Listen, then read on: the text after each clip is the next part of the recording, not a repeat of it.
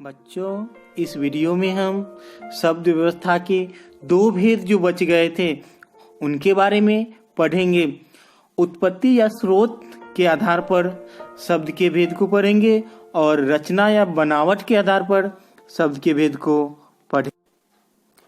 उत्पत्ति या स्रोत की दृष्टि से शब्द के चार भेद हैं: तत्सम शब्द, तद्भव शब्द, देशज शब्द एवं विदेशज शब्द, जिसे हम विदेशी शब्द भी कहते हैं। तत्सम शब्द के बारे में हम लोग जानेंगे।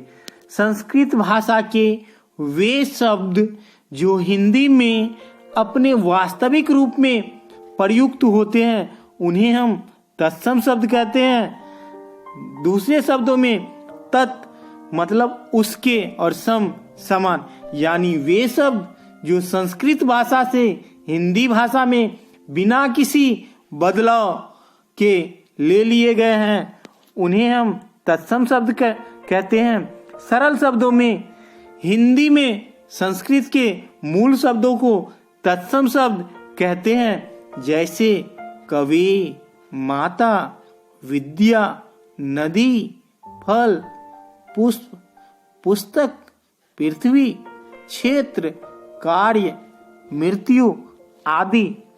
निम्नलिखित तत्सम शब्द जो हिंदी में आ गए हैं वे इस प्रकार हैं। तत्सम में जैसे तत्सम शब्द आम्र, और हिंदी में उसे हम आम कहते हैं। उष्ट और हिंदी ऊंट, चंचू चोंच, त्वरित तुरंत,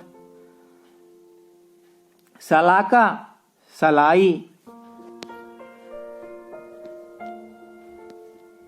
गोमल या गोम्य गोबर इत्यादि तत्सम शब्द है। गोमल और गौम ये तत्सम है, गोबर नहीं। अब हम लोग तद्भव शब्द के बारे में जानेंगे।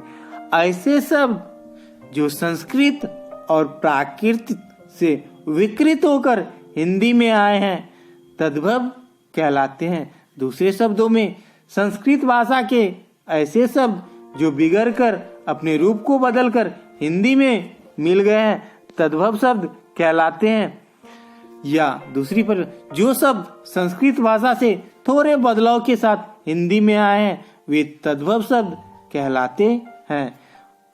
अन्य परिभाषा, तत्सम के बदले हुए रूप को हम तद्भव कहते हैं। जैसे संस्कृत से जो तद्भव बना, दुग्ध से दूध, हस्त से हाथ, कुब्ज से कुबरा, कर्पूर से कपूर, अंधकार से अंधेरा, अक्षी से आंख, अग्नि से आग।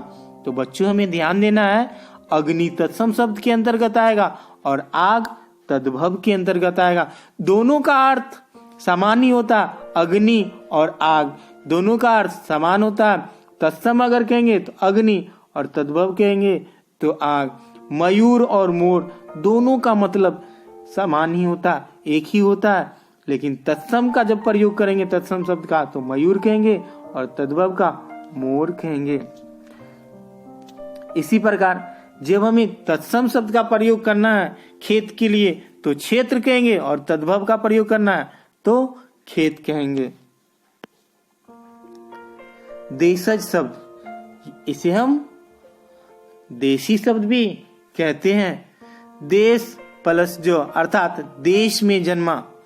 परिभाषा इस प्रकार है, जो शब्द देश के विभिन्न प्रदेशों में प्रचलित आम बोलचाल की भाषा से हिंदी में आ गए हैं वे देशज शब्द कहलाते हैं।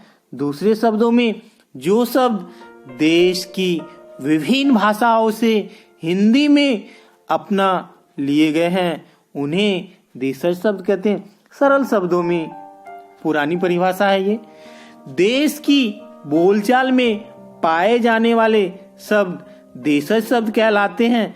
जैसे चिड़िया, कटरा, कटोरा, खिड़की, जूता, खिचड़ी, पगड़ी, लोटा, डिबिया, तेंदुआ, कटरा, अंटा, ठेठ, ठुमरी, खखरा, चषक, फुनगी, डोंगा आदि ये सभी सब देश की बोलचाल में प्रयोग में लाए जाते हैं, इसलिए इसे हम देशज शब्द कहते हैं। अब हम लोग विदेशी शब्द के बारे में जानेंगे। विदेशज शब्द के बारे में विदेशी भाषाओं से हिंदी भाषा में आए शब्दों को विदेशी शब्द कहते हैं। दूसरे शब्दों में जो शब्द विदेशियों के संपर्क में आने पर विदेशी भाषा से हिंदी में आए वे शब्द विदेशी शब्द कहलाते हैं। और सरल शब्दों में जो शब्द विदेशी भाषाओं से हिंदी में आ गए हैं उन्हें हम विदेशी शब्द कहते हैं। आजकल हिंदी भाषा में अनेक विदेशी शब्दों का प्रयोग किया जाता है, जैसे अंग्रेजी के शब्द hospital, doctor, book, radio, pen, pencil, station, car, school, computer, train, circus, truck, telephone, ticket, table इत्यादि। प्यारे बच्चों, आज हमारा तीसरा पाठ शब्द व्यवस्था इस वीडियो के माध्यम से पूरा हो गया। मुझे उम्मीद है कि आप लोगों को इस वीडियो को देखने के बाद शब्द व्यवस्था समझ में आ गया होगा। धन्यवाद।